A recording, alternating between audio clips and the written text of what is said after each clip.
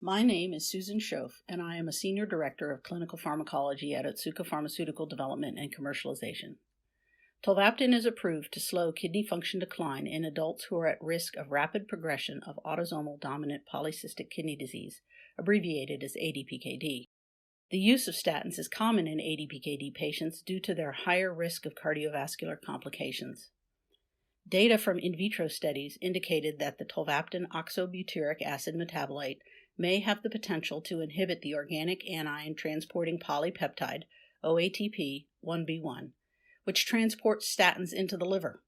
So the Tolvaptan ADPKD U.S. prescribing information advises avoiding concomitant use of tolvaptan with OATP 1B1 or 1B3 substrates, such as statins, because plasma concentrations may be increased.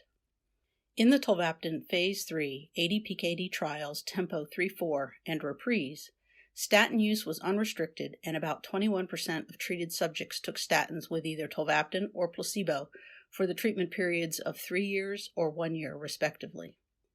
In a post-hoc analysis of the data, no differences in patterns of statin use, including duration of statin treatment, dose increases, dose reductions, or treatment discontinuations, was observed between subjects taking tolvaptan or placebo.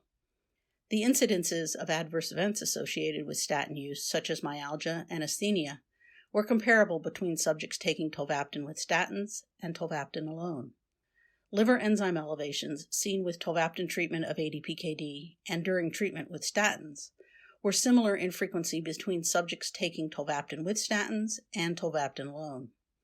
Events were not increased when these drugs were used in combination.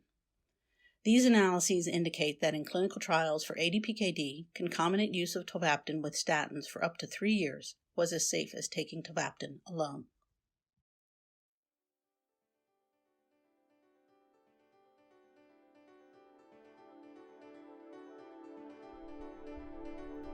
This podcast is copyrighted by the American Society of Nephrology, all rights reserved.